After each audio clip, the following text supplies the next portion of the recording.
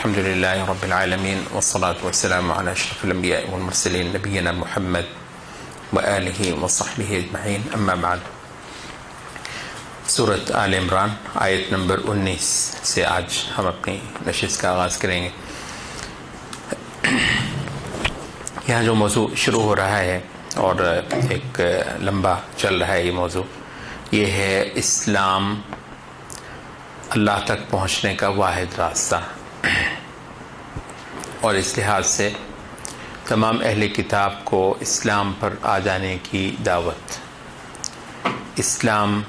جس کے دو بنیادی ارکان ہیں، ایک معلوم حقیقت ہے، دو بنیادی ارکان ہیں، ایک ہے اللہ رب العزت کی توحید، نہیں کوئی عبادت کے بندگی کے لائق سوائے ایک اللہ کے، اور دوسرا رکن ہے اسلام کا، یہ اپنے وقت کے رسول پر اتری ہوئی شریعت کے مطابق اس کی وہ عبادت ہوگی، یعنی وہ اکیلا عبادت کے لائق ہے، مگر عبادت بھی کوئی سی نہیں چلے گی، کوئی سی عبادت نہیں چلے گی، جی تو جی کیا جس طرح بھی اس کو منا لو، کیسے بھی کیوں کیسے جس طرح بھی منا لو، وہ ان چیزوں سے راضی ہوتا ہے جن چیزوں کو وہ اپنے بندوں پر مقرر ٹھہراتا ہے، عبادت کے بندگی کے مخصوص طریقے ہیں، ٹھیک ہے۔ تو یہ ہے اسلام کا دوسرا رکن، تو عبادت صرف اس کی پہلا رکن، اور عبادت وہ جو اس کو پسند ہو، ٹھیک ہے، وہ جو اس نے مقرر ٹھہرائی ہو وہ عبادت۔ تو اس وجہ سے بہت ساری عبادت جو اس کی بھی ہوگی وہ قبول نہیں ہوگی، منہ پر دیگ ماری جائے گی، رد ہو جائے گی، ذرہ پر اس کے ہاں کام نہیں دینے والی، ڈھیروں کے ڈھیر نیکیوں کے بالکل ریت کی طرح راکھ کی طرح اڑا دیے جائیں گے، اور کوئی ذرہ مول اس کا پڑنے والا نہیں ہے، اور اس کو کچھ پرواہ نہیں ہے اگر اس کے مقرر کیے ہوئے طریقے پر اس کو نہ پوجا گیا اور اس کو نہ مانا گیا۔ یہاں سے وہ جو معروف جو عقیدے ہیں نا، وہ ہیومنسٹ جو ایک ڈسکورس کے تحت اس وقت وہ بیان کیے جاتے ہیں، وہ جی ہر مذہب خدا کو ہی پوجتا ہے، اور ہر مذہب میں بڑی بڑی اچھی باتیں ہیں، آپ کو نہیں پتہ، بڑی بڑی اچھی باتیں ہوتی ہیں ہر مذہب کے اندر، تو وہ سارے کا سارا باطل ہو جاتا ہے۔ اصل چیز یہ ہے کہ اللہ کی اتھارٹی جو بذریعہ رسالت لوگوں پر منکشف کی جاتی ہے، ٹھیک ہے، تو وہ چیز اللہ تعالیٰ کے یہاں چلتی ہے۔ تو یہ ہے اسلام، دو اس کے بنیادی رکن ہیں، انہی دو ارکان کو ہی آپ پڑھتے ہیں کلمہ شہادت میں، اشہد ان لا الہ الا اللہ وان محمد الرسول اللہ۔ یہ آدمی کا سب سے بڑا سہارا ہے۔ ہمیں یہ اتنا تک بتا دیا گیا ہے کہ گناہ گار سے گناہ گار بھی بندہ جو ہوا، اس کے پاس یہ دو چیزیں ہوئیں اللہ تعالیٰ کے پاس لے کر جانے کی، ایک اس کی واحد عبادت کا دم بھرنا، اس کے جتنے شریک ہیں ان کے ساتھ آدمی کی دشمنی ہونا، ان سے آدمی کا بری اور بیزار ہونا، اور ان کی عبادت کے خلاف آدمی کا سرگرم ہونا۔ تو خدایا دنیا سے تیرے ساتھ ہونے والا جو شرک تھا اس کو مٹاتے تھے ہم، ٹھیک ہے، اس کی ہم نفی کرتے تھے، اس کے خلاف آواز اٹھاتے تھے، اس کو خدایا ایک دن ہم نے قبول نہیں کیا، ہم وہ ملت ہیں، بت توڑنے والی ملت دنیا کے اندر، ٹھیک ہے، بت کدے، صنم کدے، خاک میں ملانے والی۔ تو یہ چیز ہے جو اللہ تعالیٰ کے ہاں گناہ گاروں کا بھی سہارا بننے والی ہے، توحید۔ یخرج من النار من قال لا الہ الا اللہ، لازماً دوزخ سے ایسا ہر آدمی نکل آئے گا جس بندے نے دنیا کے اندر اللہ وحدہ لا شریک کی تنہا یکتا الوہیت کی شہادت دی تھی۔ گناہ گاروں کا سہارا یہ لا الہ الا اللہ ہے، اسلام کا رکن اول، اور دوسرا ہے محمد صلی اللہ علیہ وسلم کی رسالت، اس حیثیت میں کہ اس دور کے اندر آسمان سے اترنے والی جو وحی ہے وہ صرف اور صرف محمد صلی اللہ علیہ وسلم پر ہی اتاری گئی ہے، جو خدا کے ہاں قبول ہوتی ہے، جو شریعت محمد صلی اللہ علیہ وسلم کی ہے۔ تو ایسے ہی آدمی کو محمد صلی اللہ علیہ وسلم کی شفاعت ملنے والی ہے، اور ہمیں یہ معلوم ہے کہ محمد صلی اللہ علیہ وسلم کی شفاعت آپ کے امتیوں کے لیے ہے جو گناہگار سے گناہگار بھی ہوں گے، ان کو بھی کسی نہ کسی مرحلے میں محمد صلی اللہ علیہ وسلم کی شفاعت ملنے والی ہے، اس وجہ سے کہ اس نے محمد صلی اللہ علیہ وسلم کے ساتھ اتارے ہوئے دین کو تسلیم کیا تھا، جو کہ دراصل اللہ تعالیٰ کی اتھارٹی کو ہی تسلیم کرنا ہے۔ بذات خود محمد ابن عبداللہ صلی اللہ علیہ وسلم کی حیثیت میں یہ نہیں ہے کہ وہ ایک شخص ہے جی، وہ اس کی مرکزیت ہے، جیسے مرکزیت جو ہے وہ عیسائیوں نے بنانے کی کوشش، سارا قصہ جیسس جیسس جیسس، کیوں بھئی؟ وہ جو عرش کا مالک ہے وہ نہیں جی جیسس، تو وہ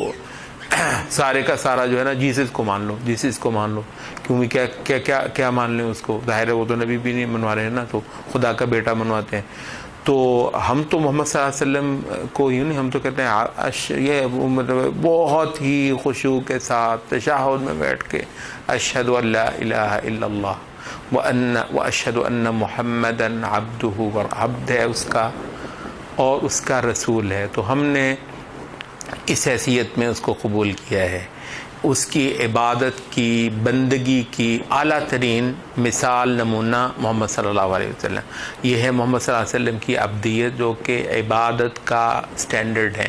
نمونہ ہے، تو ہم نے اس حیثیت میں اس کو قبول کیا ہے۔ وہ آمنہ کا لال مطلب نہایت عظیم ہے، بے حد و حساب محبت کے لائق ہے، مگر ان کی حیثیت یہ ہے کہ وہ عبدہ ہیں، اور پھر رسولہ، اللہ تعالیٰ کے بھیجے ہوئے مستند جو وحی کا، جو وحی کو لے کر آنے والے، اٹھانے والے، پہنچانے والے، اور اللہ رب العزت کی کے جتنے پیغامات ہیں وہ ہم تک پہنچانے والے نبی صلی اللہ علیہ وسلم۔ تو یہ ہے اسلام، ٹھیک ہے۔ اس پر اہل کتاب کو آنے کی دعوت دی جا رہی ہے، اور یہاں سب سے پہلے اللہ رب العزت کی توحید ہے۔ پہلی آیت میں شہد اللہ انہ لا الہ الا ہو، یہ وہ آیت ہے، علماء توحید اس کا بطور خاص حوالہ دیتے ہیں۔ یہ وہ آیت ہے جس کے اندر لا الہ الا اللہ 2 بار آیا ہے، شہد اللہ انہ لا الہ الا ہوا والملائکۃ واولو العلم قائما بالقسط، لا الہ الا ہو، دیکھیں مطلب 2 بار، جیسے وہ وجہ یہ ہے کہ گویا اس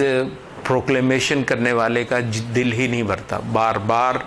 اس کو مزہ آتا ہے، وہ اس کو بار بار جو ہے یہ کہنے کو جی چاہ رہا ہے کہ اللہ کے سوا کسی کی خدائی نہیں ہے۔ بالکل اسی طریقے سے جس طرح ان ظالموں کو وہ جیسس جیسس جیسس کیے بغیر چین ہی نہیں آتا ہے، ٹھیک ہے، اور دوسروں کو جو ہے نا وہ اپنے کسی نہ کسی واحد اللہ کی عبادت۔ آپ یہ دیکھ لیجئے کہ یہ کس ملت کے ہاں سے نشر ہو رہی ہے، یہ جو ہے شہید اللہ انہ لا الہ الا ہو، یہودی ہیں، کیوں بھئی یہ جتنے یہودی ہیں، ٹھیک ہے، ظاہر ہے ماننے کو تو یہ اسی سرچشمے کو کسی نہ کسی صورت میں مانتے ہیں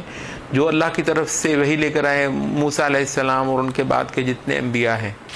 تو اس لحاظ سے کہیں نہ کہیں ان کا ناطہ جڑ تو جاتا ہے، ہم وہ بھی نہیں کہہ رہے۔ بات یہ ہے کہ یہود کے وجود سے کتنی توحید نشر ہو رہی ہے آج دنیا میں، جہان کے اندر۔ تو یہ جو بات ہو رہی ہے کہ جی کون ہے نجات کا امیدوار، تو یہ اسی چیز پہ دیکھ لو، یہود کے دم سے دنیا کے اندر کتنی توحید، کتنی خدا کی ساتھ جو شرک ہو رہا ہے اس کی نفی یہود کے دم سے ہو رہی ہے جہان کے اندر۔ دنیا میں کتنے بت ہیں جن کو یہود کے وجود سے دشمنی کا پیغام مل رہا ہو، اور کتنے بت ہیں دنیا میں جن کو نصارہ کے وجود سے پیغام مل رہا ہو، اور دنیا کے کتنے بت کدے ہیں جن کو محمد صلی اللہ علیہ وسلم کی اس امت سے خطرہ ہو۔ یہ اللہ کا فضل ہے بھائی، ہم آج گناہگار بھی ہیں، ٹھیک ہے، ہمارے اندر بہت سارے منحرف بھی پیدا ہو چکے ہیں، اور اس کی بھی دعوت دے رہے ہیں کہ بت توڑنا ہمارے دین میں نہیں ہے۔ ماشاءاللہ وہ صحیح مسلم کی حدیث جو ہے کہ وہ عمر ابن عباسہ رضی اللہ عنہ کہتے ہیں کہ میں نے کہ جی کوئی بندہ نبوت کا دعویٰ کرتا ہے، میں نے اونٹنی پکڑی، مکہ میں گیا، تو میں نے کہا جی آپ کیا ہوتے ہیں؟ کہتے ہیں میں نبی ہوتا ہوں۔ میں نے کہا نبی کیا ہوتا ہے؟ یہ عربی تھے، نبی کیا ہوتا ہے؟ تو کہنے لگے مجھے اللہ نے بھیجا ہے۔ کہتے میں نے کہا کس چیز کے ساتھ بھیجا ہے آپ کو؟ تو آپ نے فرمایا کہ بصلة الأرحام وكسر الأصنام وعبادة الله وحده لا شريك له، یا وكسر الأوثان وعبادة الله وحده لا شريك له. مجھے اللہ تعالیٰ نے ارحام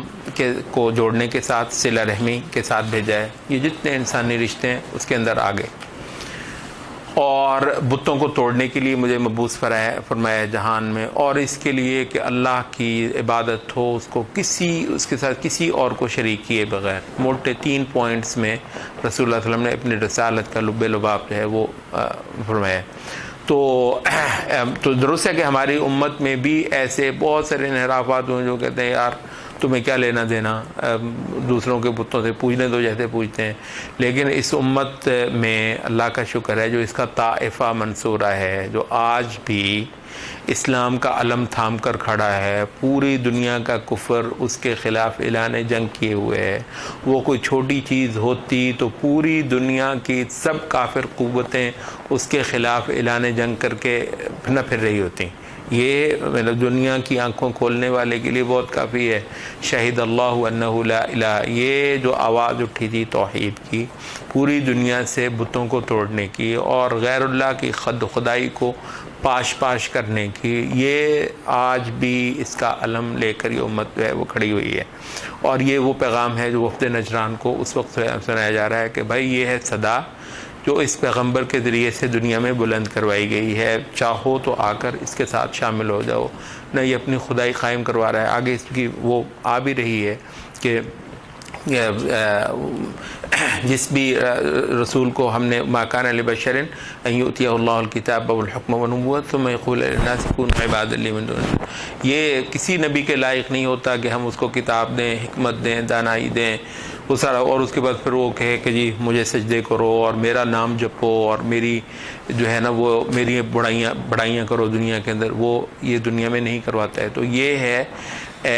ہدایت کا علم، یعنی نبی وہ ہوتا ہے جو خدا کے آگے انسانوں کو جھکا دے. یعنی یہ ہے نبوت، یہ ہے ہدایت، اور یہ چیز انسانیت کو آج اگر دستیاب ہے تو صرف اور صرف محمد صلی اللہ علیہ وسلم کے ذریعے سے دستیاب ہے. اور محمد صلی اللہ علیہ وسلم کا جو سچا دم بھرنے والے ہیں، بے شک اس دعوت کے اندر بے شمار خطرات ہیں، اور ہر بندہ جو آج اس دور میں توحید شاہد اللہ انہ لا الہ الا اللہ، یہ جو اس کو اس خطرے سے، اس تکلیف سے کچھ نہ کچھ حصہ ملتا ہے، یہ شرف ہے بھائی، یہ شرف ہے، یہ اعزاز ہے. کیونکہ دنیا کی دشمنی بہرحال اس کے ساتھ ہوتی ہے. تو دنیا کے جتنے طاغوت ہیں، دنیا کے جتنے سرکش ہیں، جتنی جاہلیتیں ہیں، جتنی باطل تہذیبیں ہیں، سارے کے ساری کو یہ ایک بات جو ہے وہ نہایت بری لگتی ہے. کبر علی المشرکین ما تدعوہم الیہ، بہت ہی سنگین ہو جاتی ہے، بہت ہی تکلیف دہ ہو جاتی ہے مشرکوں کے لیے وہ بات جو بطور خاص اے نبی جس کی طرف تو ان کو دعوت دیتا ہے. اچھا، تو یہ اللہ تعالیٰ کی تنہا لائق عبادت ہونے کی شہادت خود اللہ نے دی ہے، ٹھیک ہے، اور اللہ سے بڑھ کر کس کی شہادت ہو سکتی ہے.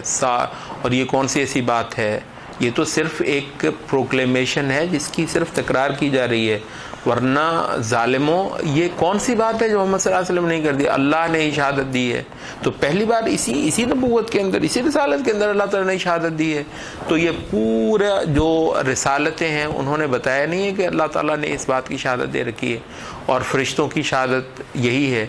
اور پھر جتنی علم والی ہستیاں ہیں جہان کے اندر جن کو حقیقی علم، جس نے اس کائنات کی حقیقت پر غور کیا ہے، اس نے لازماً عدل پر، انصاف پر مبنی یہ شہادت دی ہے کہ در حقیقت اللہ کے سوا کوئی عبادت، بندگی، پرستش، اطاعت، محبت، خوف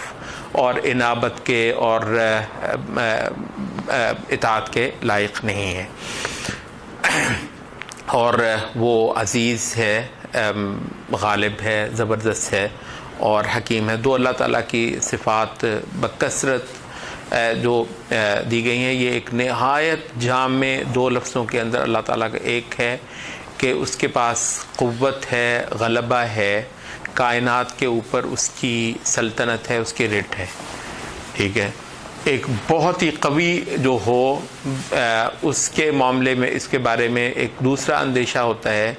کہ پھر اس کی جو باتیں مطلب زور تو آ جاتا ہے نا بعض اوقات کسی کے پاس، تو اس کی بات درست حق پر کتنا ہے، تو کہا کہ وہ حکیم ہے، تو حکمت بھی اس کی ہے، قوت بھی اس کی. آپ بتائیے اس کے بعد کیا پیچھے رہ گیا. تو ایک ایسے خدا، اور یہ جو ہے وہ کہتے ہیں جیسے ہم نے کہا کہ ہم ویسے بھی جو ہے نا وہ سیاق و سباق جسے کانٹیکسچول اسٹڈی کہتے ہیں وہ قرآن مجید کی کر رہے ہیں. یہاں کس کی طرف کو اشارہ ہے؟ لا الہ الا هو العزیز الحکیم. بھی جو سولی چڑھایا جاتا ہے وہ عزیز ہوتا ہے، وہ زبردست ہوتا ہے، قوت والا، غلبے والا، طاقت والا سولی چڑھا دیا گیا. کہاں پھرتے ہو؟ مطلب یہ اس نصارہ ابھی تک جو ہے وہ دنیا کی سب سے بڑی ملت ہے تعداد میں. آج بھی مسلمانوں کی تعداد جو ہے وہ نصارہ سے زیادہ نہیں ہے، یعنی دنیا کی سب سے بڑی ملت، سب سے بڑی کنٹراڈکشن اٹھا کر جو ہے نا وہ پھر رہی ہے، اور رو رو کے برا حال کیا ہوا ہے. جی سید خدا کا بیٹا لارڈ جو ہے نا وہ کائنات کا مالک، وہ پھانسی چڑھا دیا گیا. ماشاء اللہ دیکھو، وہ کائنات کا مالک وہ پھانسی چڑھا دیا گیا. پیچھے ہم نے کہا تھا کہ اس نے کہا کہ وہ جو مادر رحم میں جس کی ساخت کرتا ہوں، وہ اماں جس کو اٹھائے پھرتی تھی پیٹ کے اندر، وہ زمین آسمان کا مالک تھا. ماشاءاللہ. تو اچھا، اب اس کے بعد جو ہے ان الدین عند اللہ الاسلام، جو دین ہے، جو اللہ رب العزت کی عبادت کا جو طریقہ ہے وہ صرف اور صرف اسلام ہے. ہم نے کہا کہ اسلام کیا ہے؟ اللہ تعالیٰ کی عبادت اور وقت کے رسول کی اتباع، اس کا نام ہے اسلام. تو اللہ تعالیٰ کے ہاں، اور کیونکہ محمد صلی اللہ علیہ وسلم اس وقت کے رسول ہیں تو اس وجہ سے محمد صلی اللہ علیہ وسلم کی اتباع ہی اسلام ہے، اور یہی اللہ تعالیٰ کے ہاں دین ہے. اچھا، معاملہ یوں ہے کہ اس سے پہلے بھی جو اختلاف ہوتا رہا ہے وہ بھی کتاب آنے کے بعد ہی ہوتا رہا ہے، علم آ جانے کے بعد ہی ہوتا رہا ہے، اور اس اختلاف کی وجہ خالصتاً ان کی ایک دوسرے کے ساتھ سرکشی ہوتی رہی ہے. تو یہ جو سرکشی ہے یہ آج بھی اس اسلام کا راستہ روک کر کھڑی ہے. ورنہ اگر کسی کو اللہ تعالیٰ کے آگے جھکنا ہے تو اس کو ہزاروں شواہد اس نبی کی رسالت کے اندر حقانیت کے نظر آ جاتے ہیں. اور کفر کرنے والوں کے ساتھ اللہ تعالیٰ سریع الحساب ہے. جہان کے اندر بھی جس کی پیچھے پیشن گوئی ہوئی ہے کہ ان قریب یہ کافر جو ہیں وہ اللہ تعالیٰ کے اس دین کے ہاتھوں مغلوب ہو جانے والے ہیں، اور آخرت کے اندر بھی ان کا حساب ہونے والا ہے. اس کے بعد بالکل ایک فیصلہ کن بات کی ہے، فَإِنْ حَاجُّوكَ، کا پھر بھی اگر یہ جھگڑے اے نبی آپ کے ساتھ، وفد نجران آئے بیٹھے نا مسجد نبوی میں، ان کو سنائی جا رہی ہیں یہ آیات، تو ان سے کہہ دو کہ میں نے اپنا رخ سونپ رکھا ہے اللہ کو، اور جتنے میرے پیروکار ہیں ہم اللہ کی تعظیم کرنے والے ہیں. جیسے ہم نے کہا کہ یہ سب سے پھوٹ کر نکلنے والا پیغام ہے محمد صلی اللہ علیہ وسلم کے ماننے والوں سے، محمد صلی اللہ علیہ وسلم کی اپنی دعوت سے اور آپ کے اپنے روز و شب سے سب سے جو مطلب یہ سب سے جو ویزیبل، سب سے زیادہ نوٹیبل جو بات ہو رہی ہے وہ اللہ کی بڑائی ہے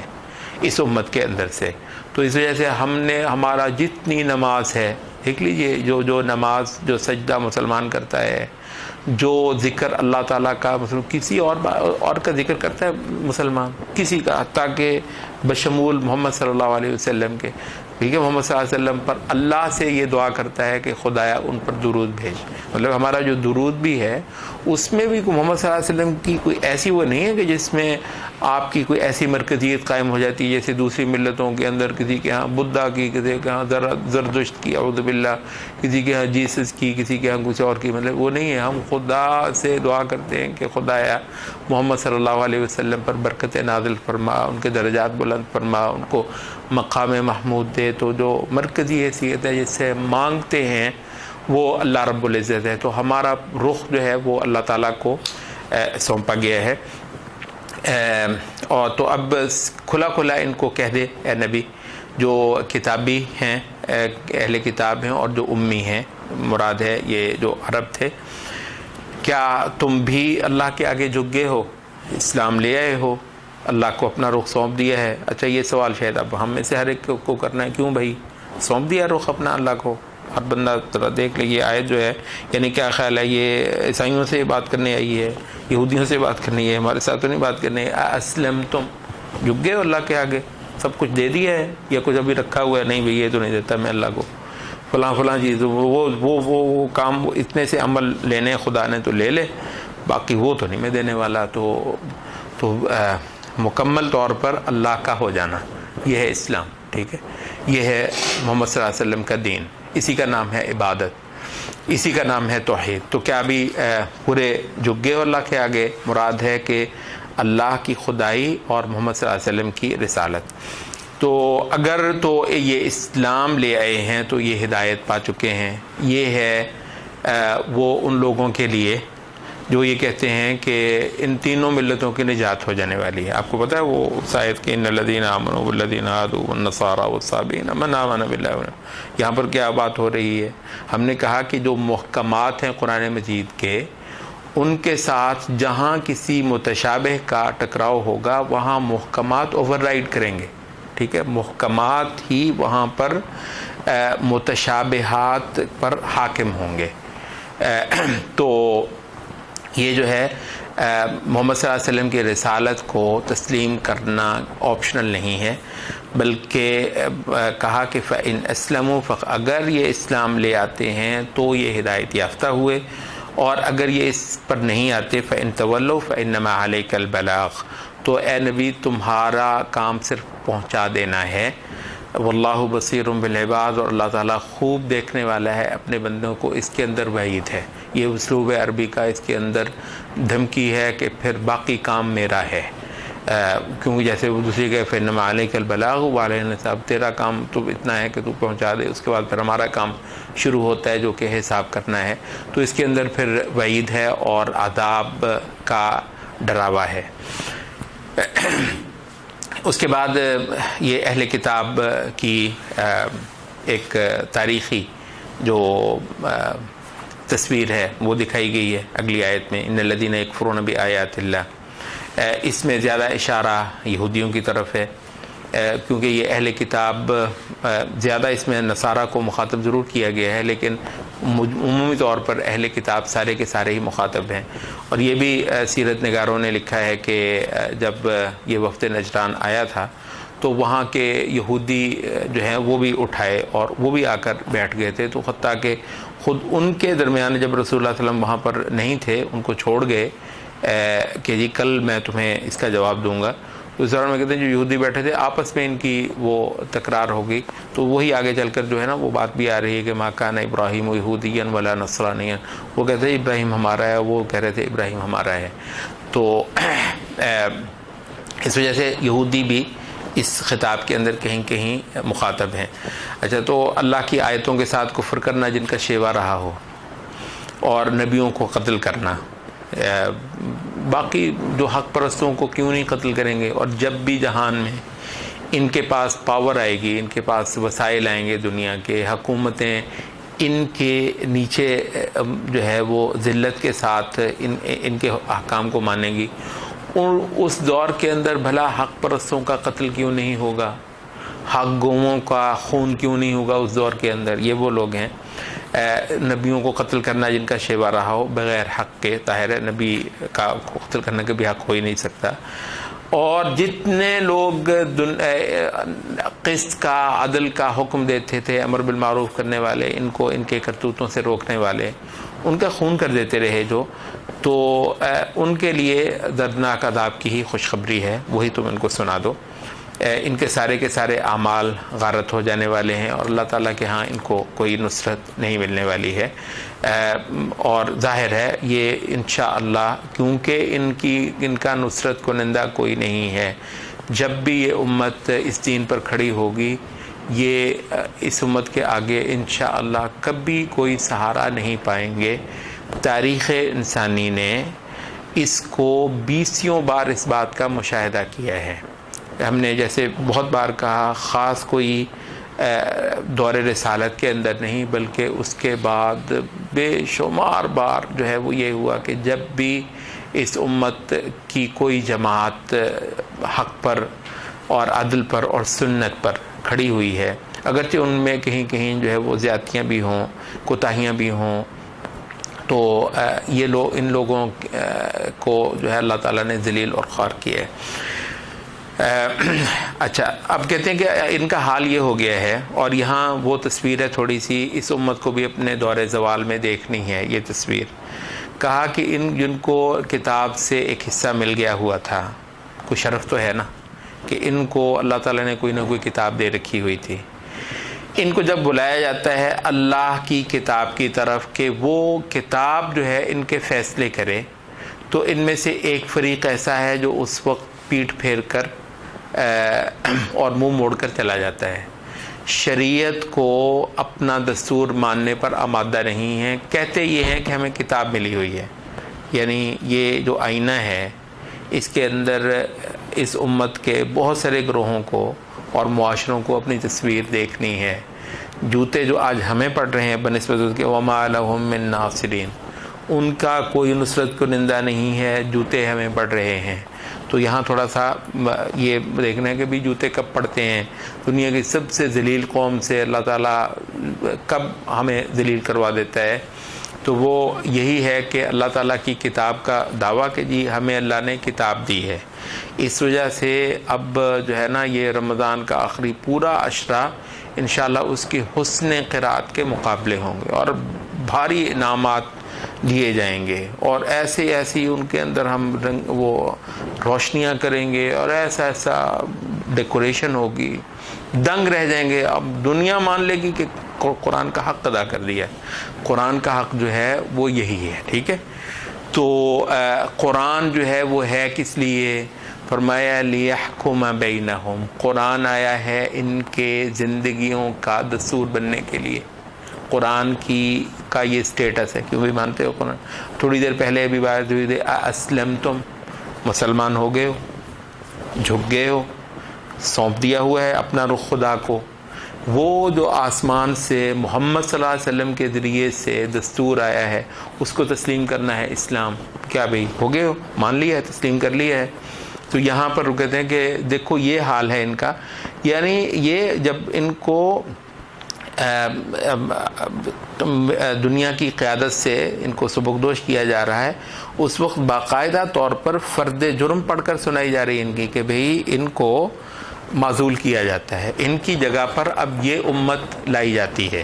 جو اللہ کو، اس کے رسالتوں کو، اس کے ایک ایک حکم کو، اس کی خدائی کو، اس کی عبادت کو ماننے والی، اور اس کے جتنے شریک ہیں ان کو ٹھکرانے والی، رد کر دینے والی ہے۔ تو یہ یہاں پر جب باقاعدہ طور پر کہ یہ وہ لوگ ہیں کہ جو کتاب رکھتے ہوئے ان کو جب کہتے چلو جو کتاب تمہارے پاس ہے، چلے جیسی بھی ہے اس پر تو چلو، جیسی بھی ہے اس پر تو چلو، نہیں مانتے ہیں اس پر آنے کے لیے، تو اس کو ویسے انہوں نے رکھا ہوا ہے۔ اچھا، اس پر جو ہے ذالک بانہم قالوا لن تمسنا النار الا ایاما معدودہ، جرت اس پر یہ ہے کہ کہتے ہیں کہ ہم نے دوزخ میں تھوڑی جانا ہے، ہمیں تو آگ چھونے والی نہیں ہے، ہوا بھی تو چند دن کی بات ہے، اس سے بڑھ کر تو بھئی ہم اتنے بڑے، عیسائیوں کا تو ایک ہی ہے نا، آپ نے وہ دیکھا ہوگا، وہ تو یہ ہے کہ جیسس تو آیا ہی ہمیں چھڑوانے کے لیے۔ یہ تو کبھی بھی نہ کہیں گے جیسس آیا ہے ہم سے اللہ وحدہ لا شریک کی عبادت کرنے، مر جائیں گے یہ تو لفظ نہیں نہ بولیں گے۔ وہ جیسس کو مان لو تو جیسس وہ استغفر اللہ، خدا نے اپنا بیٹا مروایا ہی اس لیے کہ ہمیں چھڑوانا ہے، تو ہم چھوٹے کے چھوٹے، تو اگر مان لو اس کو خدا کا بیٹا، ٹھیک ہے، اور ایسا بیٹا جو سولی بھی چڑھ جاتا ہے، تو ہم چھوٹ گئے۔ تو اس وجہ سے جیسس کرنے کا تو سارا چکر ہی یہ ہے کہ جی ہم چھوٹ گئے۔ تو ان کا سہارا کون ہے؟ عیسیٰ علیہ السلام۔ تو اس کی دم سے تو یہودی جو ہیں وہ کہتے ہیں ہم تو جو ہے وہ نبیوں کے اولاد ہیں، اور خدا کا خاص ایک چہیتا قبیلہ دنیا کے اندر جو پایا جاتا ہے وہ تو ہم ہی ہیں، تو ہمارا تو خدا کے ساتھ خاص معاملہ ہے، ہمیں تو اگر کوئی اللہ نے کچھ پکڑنا بھی ہوا تو چند دن کی بات ہے، جہنم تو بنی ہے اوروں کے لیے۔ اچھا، تو وغرہم فی دینہم ما کانوا یفترون، جو انہوں نے جھوٹ گڑھ لیا ہے وہ ان کے لیے شدید فریب کا باعث بنا ہوا ہے۔ دیکھیے یہ اس بات کو نا اسلام نے اتنا واضح کیا ہے کہ بھائی سوائے اس بات کے کہ اللہ آپ پر مہربانی کرے اور جس کے اصول ہیں، کوئی آپ کا سہارا نہیں ہے۔ کوئی دنیا میں ایسا نہیں ہے جو آپ کا سہارا بننے کے لیے آتا ہو، بشمول محمد صلی اللہ علیہ وسلم۔ اعملی یا فاطمہ فإنی لا املک لک من اللہ شیئا، فاطمہ عمل کر لے، میں خدا کے آگے میری یہ ہمت نہیں ہے کہ میں تمہیں چھوڑوں۔ یہ ہے توحید، ٹھیک ہے، یہ ہے توحید کہ اللہ کی ہی اتھارٹی ہے اور اللہ سے ہی بخشش کروا لو۔ اللہ تعالیٰ سے گناہ کوئی معاف نہیں کرتا سوائے اللہ تعالیٰ کے، اور توبہ کسی کے آگے نہیں ہوتی سوائے اللہ تعالیٰ کے، اور رحمت کی آس کسی کے نہیں ہے سوائے اللہ کی رحمت کے۔ تو اب یہ جو ہے نا دین کے اندر جو انہوں نے جھوٹ گڑھے ہیں، یہاں تھوڑا سا آپ دیکھتے چلیے یہ جو اس امت کے اندر بھی جو انحرافات آئے ہیں، آپ کو پتہ ہے کہ وہ جو قبر والا ہے، ہمیں تو ہم تو سارے مانتے اس نے ہمیں چھڑوا لینا ہے۔ وہ جو اولیاء ہیں، بھلا اولیاء کو ہم کیوں مانتے ہیں؟ اس وجہ سے کہ اولیاء نے ہمیں چھڑوا لینا ہے۔ وَغَرَّهُمْ فِي دِينِهِمْ مَا كَانُوا، اتنی زبردست یہ آیت کا حصہ ہے کہ ان کے لیے باعث فریب ہو چکا ہے وہ سارا کچھ جو انہوں نے اپنے پاس سے گھڑ لیا۔ اللہ نے کہیں نہیں کہا کہ اولیاء آ کر ان کو چھڑانے والے ہیں۔ وہ جو اولیاء ہیں ان کے بارے میں کہا کہ اولئک الذین یدعون یبتغون الی ربہم الوسیلۃ ایہم اقرب ویرجون رحمتہ ویخافون عذابہ۔ ذرا ان اولیاء کو اگر تم دیکھ لو نا کہ جیسے تھر تھر کانپتے رہے ہیں وہ خدا کے آگے کھڑے ہوئے، جیسے سجدوں کے اندر وہ بلک بلک کر روتے رہے، یرجون رحمتہ ویخشون عذاب، جس طرح وہ خدا کی رحمت کی طلب کرتے رہے ہیں، اس کی جو ہے وہ امید کرتے رہے ہیں، اور جس طریقے سے وہ اللہ تعالیٰ کے عذاب سے ڈرتے رہے ہیں۔ تو یہ تو اولیاء کا یہ حال ہے، تو وہ اتنے ڈرتے ہیں کہ وہ تمہیں چھڑانے آئیں گے جب کہ تم نے خدا کے آگے اپنی بندگی کا جو اظہار ہے وہ آج تک نہ کیا ہو، اور اللہ رب العزت کی شریعت پر تم آنے کے لیے ابھی تک تیار نہ ہو۔ تو سہارا ہے اللہ خود ہے سہارا، اور اللہ سہارا کن کا ہے؟ وَهُوَ يَتَوَلَّى الصَّالِحِينَ، اللہ تعالیٰ سہارا بنتا ہے صالحین کا۔ تو یہاں پھر اللہ تعالیٰ کی اس قوت اور جبروت کا بیان ہوا ہے۔ فَكَيْفَ إِذَا جَمَعْنَاهُمْ لِيَوْمٍ لَا رَيْبَ فِيهِ، وہ دن کہ جس میں کوئی شک نہیں ہے، کیا حال ہوگا کہ جب اس دن ہم ان کو جمع کر لیں گے اور ایک ایک کو اس کا جو کچھ اس کی کمائی تھی اس کو پورا پورا دیا جا رہا ہوگا، لو بھائی جو تم نے کیا تھا وہ لے لو۔ وَهُمْ لَا يُظْلَمُونَ، ذرہ بھر کسی کی حق تلفی نہیں ہوگی۔ اس کے بعد ایک دعا سکھائی گئی ہے یہاں نبی صلی اللہ علیہ وسلم کو، لیکن اس کے اندر بے شمار پیغامات ہیں۔ قُلِ اللَّهُمَّ مَالِكَ الْمُلْكِ تُؤْتِي الْمُلْكَ مَن تَشَاءُ، اے اللہ بادشاہی کے مالک۔ یہاں جو ہے وہ ابن تیمیہ وغیرہ نے کہا ہے کہ، اور بھی کچھ علماء نے ذکر کیا کہ جو ملک ہے تو نبوت کا ایک حصہ جو ہے وہ ملک بھی ہے، ٹھیک ہے۔ تو یہاں ملک جو ہے وہ بنیادی طور پر اس سے مراد ہے کہ وہ جو تمکنت ہے جو نبوت کی صورت میں اللہ تعالیٰ نے دی ہے۔ تو اے خدایا تو جس کو دے یہ نبوت کی شان، اور اس کے ساتھ پھر ملحق ہے کوئی بھی کسی بھی قسم کی بادشاہی، عزت، تو کہتے ہیں کہ یہاں سے مراد یہ ہے کہ اب یہ شان اس جہان کے اندر رسول اللہ صلی اللہ علیہ وسلم کی امت کو ملنے والی ہے۔ تو یہود اور نصارہ کو سنایا جا رہا ہے کہ اب یہ جو عزت، فرمانروائی، بادشاہت اور شان و شوکت جو ہے یہ اللہ تعالیٰ اپنے ماننے والوں کو جو دیا کرتا ہے اس کی بات ہو رہی ہے۔ تو یہ اب اس امت کو منتقل ہونے والی ہے۔ تو تُؤْتِي الْمُلْكَ مَن تَشَاءُ وَتَنزِعُ الْمُلْكَ مِمَّن تَشَاءُ، تو جس کو چاہے دے یہ بادشاہی، جس سے چاہے لے چھین لے، اور جس کو چاہے تو عزت دے، جس کو چاہے تو ذلیل کر دے۔ ساری کی ساری خیر تیرے پاس ہے اور تو ہر چیز پر قادر ہے. تولج اللیل فی النہار، تیری وہ قوت ہے کہ تو دن کو رات میں داخل کرتا ہے اور رات کو دن کے اندر. یہاں بعض مفسرین نے یہ بھی ذکر کیا ہے کہ یہ جو دن اور رات کا گھٹنا اور موسموں کا بدلنا یہ بھی مقصود ہے یہاں پر. تولج اللیل فی النہار، کہ تو رات کو دن میں ڈال دیتا ہے، کیونکہ رات کا کچھ حصہ لیا جاتا ہے تو وہ دن کو دے دیا جاتا ہے، اور پھر دن کو رات میں ڈالتا ہے، دن کا کچھ حصہ لے کر تو رات کے اندر شامل کیا جاتا ہے. تو یہ دنوں اور راتوں کا ڈھلنا جو کہ موسموں کی تبدیلی ہے، تو جس کے دم سے یہ زمین کی زندگی قائم ہے. تو اس کی طرف بھی کہتے ہیں یہ اشارہ ہے. وہ تخرج الحی من المیت و تخرج المیت من الحی، اللہ تعالیٰ کی وہ قوت ہے کہ جو زندہ سے مردہ کو نکالتا ہے اور مردہ کو زندہ سے نکالتا ہے. یہی جو جماد ہے اس کے اندر یکدم آپ دیکھتے ہیں کہ زندگی دوڑنے لگتی ہے، اور یہی جو زندہ ہوتا ہے کچھ دیر کے بعد آپ یہ دیکھتے ہیں کہ یہ بے جان ہوا پڑا ہے. تو اللہ رب العزت یہ زندگی کا کرشمہ جو ہے وہ اتنی کثرت کے ساتھ ہمارے سامنے کر رہا ہے جو کہ اللہ رب العزت کی خدائی اور قوت پر ہمیں دلالت کر کے دیتی ہے. وترزق من تشاء بغیر حساب، اور رزق تو دیتا ہے جس کو چاہتا ہے بغیر حساب کے. یہ دو آیتیں جو ہیں اللہ تعالیٰ کے بعض علماء نے یہاں تک کہا ہے کہ اس کے اندر اللہ کا اسم اعظم ہے، اللہ تعالیٰ کی قوت کا اور قدرت کا کمال اقرار ہے. لیکن یہ تو کہتے ہیں کہ اللہ تعالیٰ سے کچھ مانگنا ہو تو اللہ تعالیٰ کی یہ صفات اس کے آگے پیش کی جائیں، یہ آیات پڑھ لی جائیں.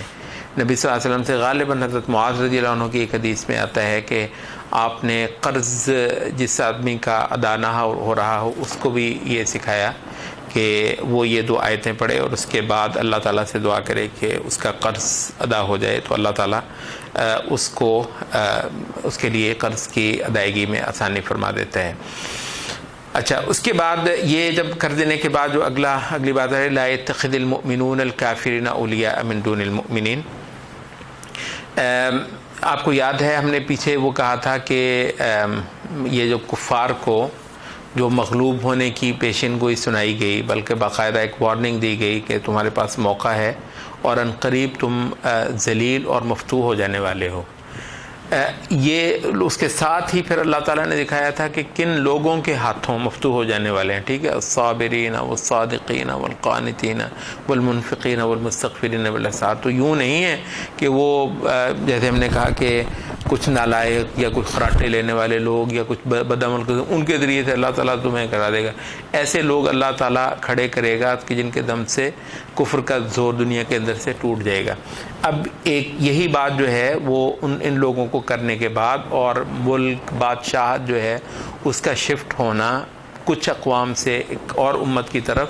اس کے بعد جو ہے پھر وہ کیا جا رہا ہے. یہاں پر ایک اور جو بنیادی مطلوب ہے ان لوگوں کے اندر جن کے دم سے انشاءاللہ جہان کا یہ رخ بدلنا ہے اور جن کے دم سے یہ اللہ رب العزت کی آخری شریعت نے جہان کے اندر پریویل کرنا ہے، اپنا راج کرنا ہے. تو ان کے لیے ایک اور بڑی صفت جو ہے اب یہاں پر ذکر ہوئی ہے. وہ کیا ہے؟ وہ ہے اللہ تعالیٰ کے ساتھ خالص دوستی، اللہ تعالیٰ کے لیے ولا، اور اللہ تعالیٰ کے دشمنوں سے، اللہ تعالیٰ کے منکروں سے دوستی اور موالات اور نصرت کا رشتہ ختم کر لینا. تو بھائی یہ جو دین ہے یہ اللہ اللہ کرنا محض نہیں ہے. ٹھیک ہے، یہ میٹھی میٹھی باتیں کرنا، اللہ کی قدرتیں اور اللہ تعالیٰ کے انعامات اور احسانات پر ساری گفتگو کر کے تو سردھن لینا جو ہے نا، یہ کل دین نہیں ہے. بلکہ اللہ تعالیٰ کے دشمنوں سے دشمنی کرنے کی جو کڑواہٹ ہے وہ بھی درکار ہے. اللہ تعالیٰ کے ساتھ جو تصادم کرنے والی جو قوتیں ہیں ان کے خلاف جو ہے وہ علم بغاوت بلند کرنا اور ان کے خلاف مزاحمت کرنا اور ان سے کسی قسم کا ناطہ نہ رکھنا، تو یہ بھی باقاعدہ طور پر وہ دین ہے جو آپ کے لیے باعث نجات ہے، اور یہ ہے وہ امت جو کہ یہاں پر خدائی جو مقاصد ہیں زمین میں ان کو یہاں پر قائم کرے گی۔ تو یہاں پر وہ ہو رہا ہے کہ مومنوں کے لیے ہرگز یہ جائز نہیں ہے کہ وہ کافروں کو اپنے اولیاء بنائیں۔ ہم نے ایک دو جگہ پہلے وہ کہا کہ اس سے عام طور پر ترجمے میں کہا جاتا ہے دوست نہ بنائیں۔ دوست مطلب وہ جس کے ساتھ آپ اٹھتے بیٹھتے گپ شپ لگاتے ہیں، آنا جانا رکھتے ہیں، کوئی تھوڑا بہت پیار محبت بھی ہو جاتی ہے، تو اس میں کیا ہے، کوئی اگر کوئی غیر مسلم بھی ہے، کافر بھی ہے، تو آپ کا بھائی ہے، چچا کا بیٹا ہے، تایا کا بیٹا ہے، تو کیا اس کے ساتھ آپ کو کوئی تعلق نہیں رکھنا؟ اسلام نے ایسا تو نہیں کہا کہ اس سے آپ نے کوئی تعلق نہیں رکھنا ہے۔ تو مراد یہاں پر جو ہے نا وہ اصل میں اولیاء کا مطلب جو اردو میں محض دوست ہوتا ہے وہ نہیں ہے، بلکہ مراد یہ ہوتا ہے کہ اس کے جتھے کا اس کی قوت ہونا، ٹھیک ہے، اس کا حلیف ہونا، مراد جو ہے نا وہ بلا سے یہ ہوتی ہے۔ تو مومنوں کو چھوڑ کر یہ لوگ کسی کافر کے حلیف نہیں ہوتے، جو یہ کرے گا اس کا کچھ تعلق اللہ تعالیٰ سے نہیں ہے، اتنی ہی سخت بات ہے یہ۔ الا ان تتقوا منہم تقا، سوائے یہ کہ تم کچھ تقیہ کر لو۔ یہ جو لفظ تقیہ ہے وہ قرآن مجید میں آتا ہے بلا شبہ، لیکن اس سے جو ہے مراد کیا ہے کہ تم کچھ اپنی بچت کر لو۔ وہ کہتے ہیں کہ یہ آپ جب اپنے معاملے میں آپ کو اتنا ڈر ہوتا ہے کہ آپ کا کچھ بگاڑ دیں گے، آپ کی جان لے لیں گے، تو آپ کوئی ایسا کلمہ بول سکتے ہیں جس سے آپ کی جان بچ جائے۔ جیسے عمار ابن یاسر رضی اللہ عنہ نے وہ کیا، انہوں نے پکڑ لیا اور ان کے والد کو بھی شہید کر دیا تھا، والدہ کو بھی شہید کر دیا تھا، تو یہ کم سن تھے، تو یہ ڈر گئے اور انہوں نے بعض کلمات ایسے کہہ دیے جو کفر پر مبنی تھے۔ تو نبی صلی اللہ علیہ وسلم کے پاس روتے ہوئے آئے کہ میں برباد ہو گیا ہوں۔ تو آپ نے کہا کہ تم اپنے دل کو کیسے پاتے ہو؟ تو انہوں نے کہا کہ میں دل تو سوائے ایمان کے میرا کسی چیز پر مطمئن نہیں ہے۔ تو آپ نے فرمایا کہ اگر دوبارہ بھی تمہیں یہ صورت پیش آئے تو تم وہ کلمات دوبارہ بھی بول سکتے ہو۔ اس کو کہتے ہیں، یہ جو ہے یہ جو جائز تقیہ ہے۔ اچھا، وہ تقیہ کون سا ہے جس کو ہم کہتے ہیں کہ یہ مطلب ایک بیہودہ بات ہے اور اسلام پر نرا ایک بہتان ہے؟ وہ یہ ہے کہ نہ تو آپ کو کوئی جان کا خطرہ ہے، جیسے عمار ابن یاسر کی ہم نے مثال دی ہے، ٹھیک ہے، نہ کوئی جان کا خطرہ ہے، نہ کوئی ایسی عزت آبرو کا خطرہ ہے کہ یہ آپ کی کافر ہیں، عزتیں لوٹ لیں گے، یہ کر لیں گے، وہ کر لیں گے۔ آپ جو ہے وہ محض کوئی ان کے وہاں پر جو ہے نا وہ اپنا کوئی ہاتھ مارنے کے لیے تو آپ ان کے ساتھ ملے ہوئے ہیں اور ان کو بیوقوف بنا رہے ہیں، اور یعنی آپ کو کوئی خطرہ نہیں ہے ایسا، اس کے باوجود آپ جھوٹ بول رہے ہیں، آپ ان کے دین کی تعریف کر رہے ہیں، آپ ان کو بہت اچھا کہہ رہے ہیں، مسلمانوں کو خراب کہہ رہے ہیں، اور وہ سارے کام وہ کر رہے ہیں جو ان کے دین میں ہیں، ٹھیک ہے، جبکہ آپ کو نہ جان کا خطرہ ہے، نہ کوئی امان کا خطرہ ہے، نہ عزتوں اور آبروؤں کا کوئی ایسا خطرہ ہے۔ تو کیا آپ کے لیے یہ جائز ہے کہ وہاں پر آپ کلمہ کفر بول دیں؟ وہاں پر کافر کے لیے جو ہے نا وہ کوئی پیار محبت کے، اللہ کے دشمنوں کے ساتھ کوئی قربت پر مبنی کوئی عبارت وہاں پر بول دیں؟ تو یہ ہے وہ تقیہ جو اللہ تعالیٰ کے دین میں نرا جھوٹ ہے۔ تو جہاں آپ کو جان کا خطرہ ہو وہاں تو شریعت نے آپ کو اجازت دی ہے، تو یہ وہ بات ہو رہی ہے۔ جہاں آپ کو ایسا کوئی خطرہ نہیں ہے وہاں ویسے ہی جو ہے نا آپ کوئی کسی مار پر ہیں، کسی واردات پر ہیں، کوئی گھات آپ نے لگانی ہے، تو ویسے ہی بیوقوف بنائے کہ جی یہاں پر جو ہے پاکستان میں مثلا آپ رہتے ہیں تو کیونکہ یہاں پر سب لوگ جو ہیں وہ اہل سنت ہیں، تو آپ جو ہے نا وہ ان کے ساتھ ہی ان والی باتیں کیا کرو اور جب ان کے سامنے ہو تو وہاں پر جو ہے نا بالکل اپنا وہ نہ کیا کرو، کیونکہ اگر ان کو پتہ چل گیا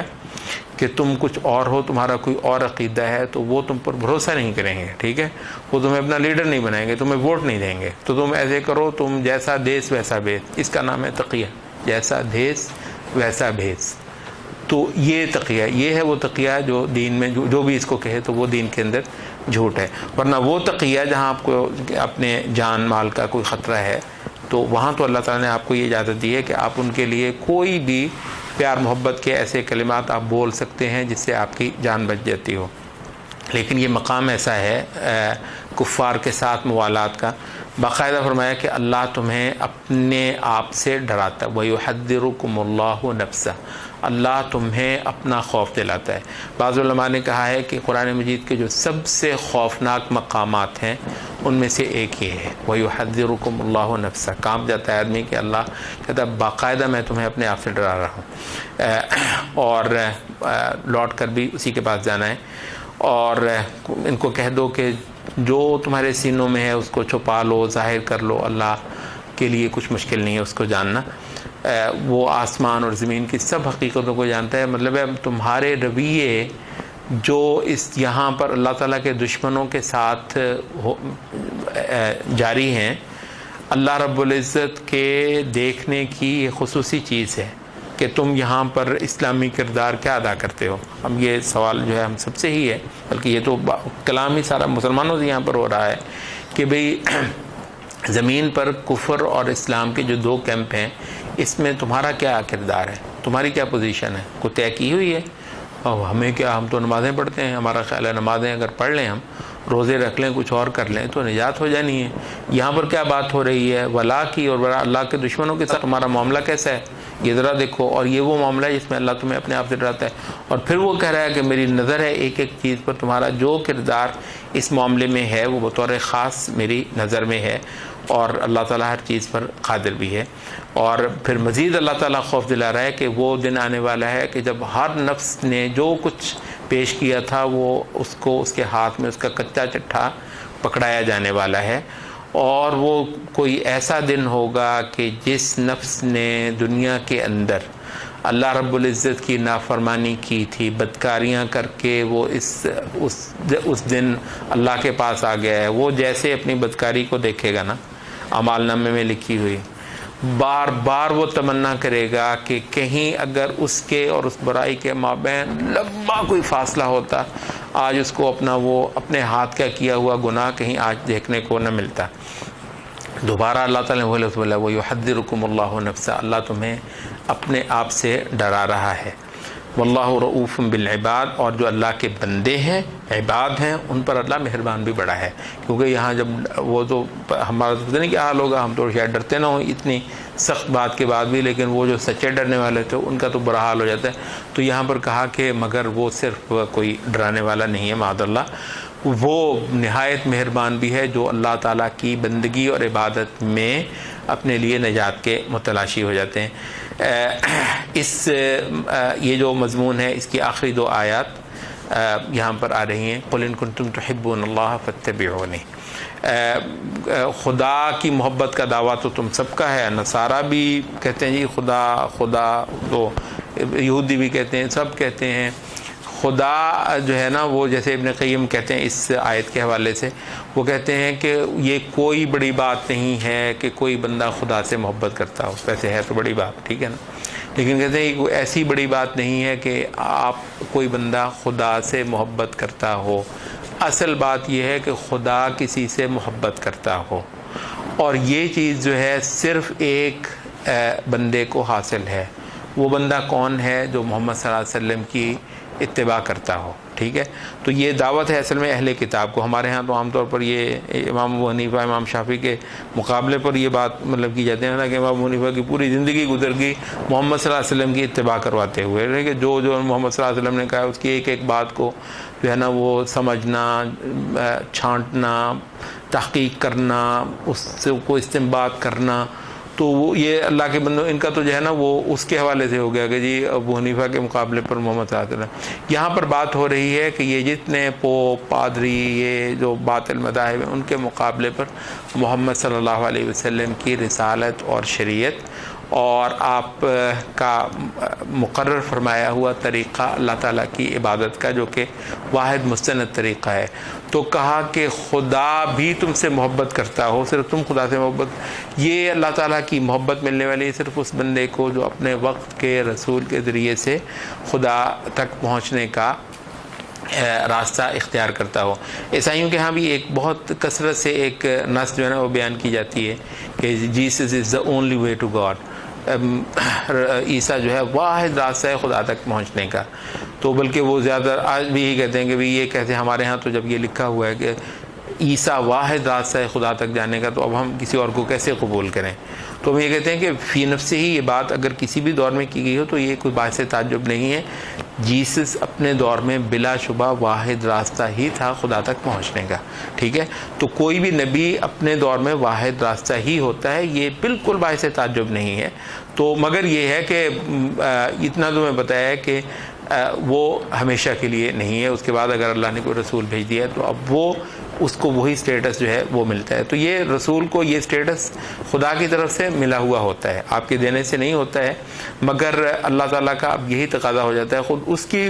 عبادت بھی اب اس بات پر منحصر ہو جاتی ہے کہ اس رسول کے بتائے ہوئے طریقے سے اس کی عبادت، جو کہ ہم نے کہا کہ اسلام کا دوسرا رکن ہے. تو ایسے لوگوں کے اللہ تعالیٰ گناہ معاف کرتا ہے اور ایسے لوگوں کو اللہ تعالیٰ محبت یحببکم اللہ، اللہ تم سے تب محبت کرنے لگے گا. وہ بات ہے جو ابن قیم کی ہم نے نقل کی. تو اطاعت کر لو اللہ کی اور رسول کی، اور اگر تم اس پر نہیں آتے تو ایسے کافروں سے اللہ تعالیٰ دوبارہ کہا فإن اللہ لا يحب الکافرین، اللہ جو آدمی اللہ اور اس کے رسول کی اطاعت کرنے پر آمادہ نہیں ہے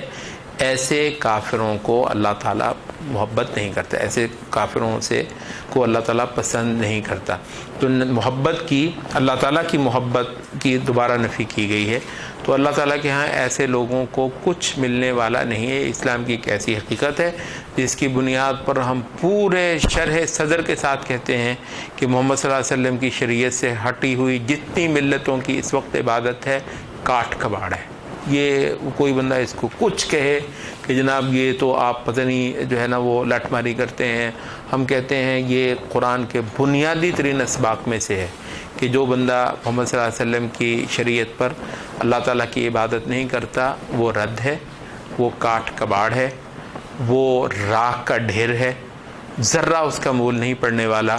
اور ہاں اگر جس نے محمد صلی اللہ علیہ وسلم کی شریعت پر رہ کر کی تھی تھوڑی کر لی ہو، حتیٰ کہ اس کے دامن میں بہت سارے گناہ ہوں، انشاءاللہ اس کے لیے نجات کی امید ہے. تو یہاں پر جو ہے نا یہ مضمون پورا ہوا جس کو ہم نے کہا تھا کہ اسلام خدا تک پہنچنے کا واحد راستہ. قولوا قولی ھذا